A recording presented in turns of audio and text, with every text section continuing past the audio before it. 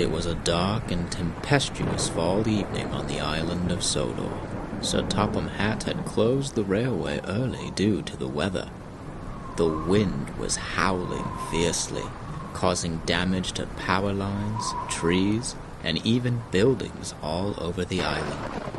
The engines had to wait at Knapford Station until the gale calmed down before they could return to their sheds. Whew! I don't like this weather one bit. Only a little engine like you would be scared of wind. Big engines like me hardly notice it at all.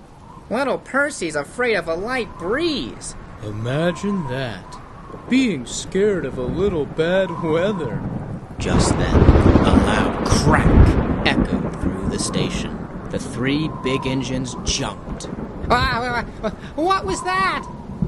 It was only a little thunder, James. Imagine that. Being scared of a little weather, chuckled Thomas, and he and Percy laughed as the big engine scowled and looked away. But we need, Edward put in suddenly, is a story to pass the time. Halloween is coming, you know. Well, go on then. All right, I've got the perfect story for tonight. And all the engines listened closely as Edward began his tale. A long time ago, on this very island, there was a brave blue engine who loved to be really useful. He was in charge of his own little branch line, and he spent his days shunting cars and pulling passengers up and down the line. On a night very much like the one tonight, the blue engine had just finished his last passenger train of the day. The wind was howling, and the rain was pelting down. He was eager to return to the warmth of his shed. All of a sudden, little blue engine. Yes, sir? I'm sorry, but we've checked the carriage shed, and one of the coaches you'll need for tomorrow morning's train was left behind at the station near the end of the line. Can you go back and fetch it, please? The little blue engine wasn't eager to go back out into the cold, windy night, but he agreed without a fuss. Of course. I'll be back in 2 pulls of a whistle.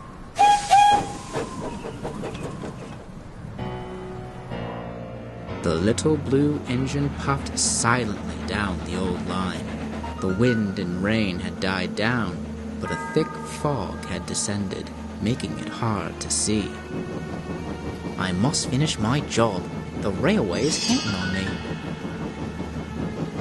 But soon, even his bright lamp couldn't penetrate the wall of mist surrounding him. Oh dear. Perhaps I should stop for a while until the fog clears. That was the little blue engine's first mistake. The little blue engine knew his line very well. Up ahead, he remembered that there was a siding with an old engine shed. I can rest there while I wait for the fog to lift, he thought to himself.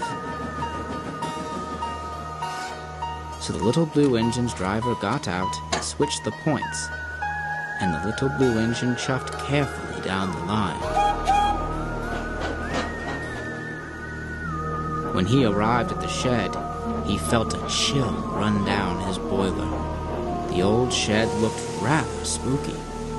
I really don't like this, he muttered to his driver. But he was very brave, you see, so he didn't budge. He was determined to be a really useful engine. Some time passed. The fog was still too thick, and the little blue engine was still too nervous to continue on his journey. As the hours passed, he grew more and more tired. Soon, without realizing it, he dozed off. Oh, another mistake.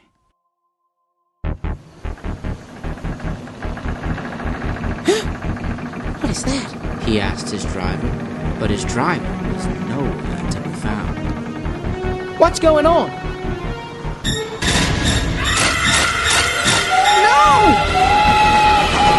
The little blue engine raced as fast as he could out of the sheds. His wheels pounded the rails, and his whistle shrieked through the cold night air. The fog was still thick, and the little blue engine couldn't see. As he tore down the rails, he forgot to check his speed.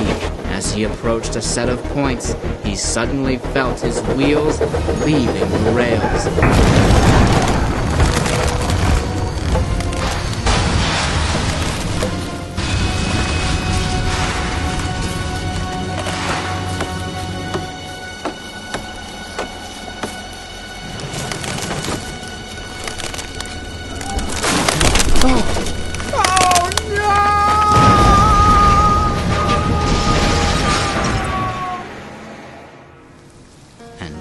Saw the little blue engine ever again.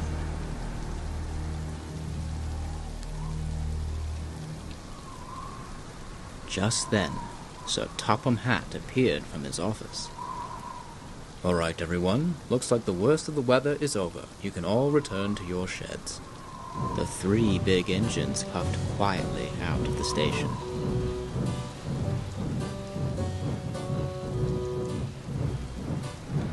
Well, it looks like my story really spooked them, chuckled Edward, looking at Thomas and Percy. Ooh, we should get back to the sheds, too, before the storm picks back up. Come along, you two. And with that, the three engines made their way back to the sheds. But Edward's tail was still bouncing around their smoke boxes. But that's a story for another time.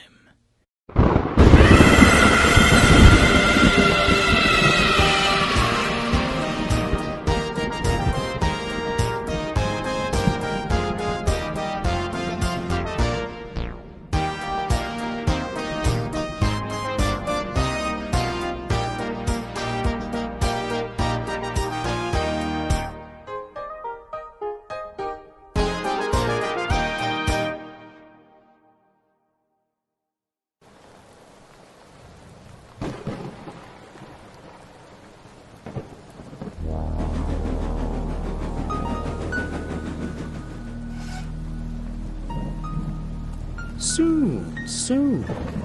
But not today. Come along now, Hawin. We've got work to do.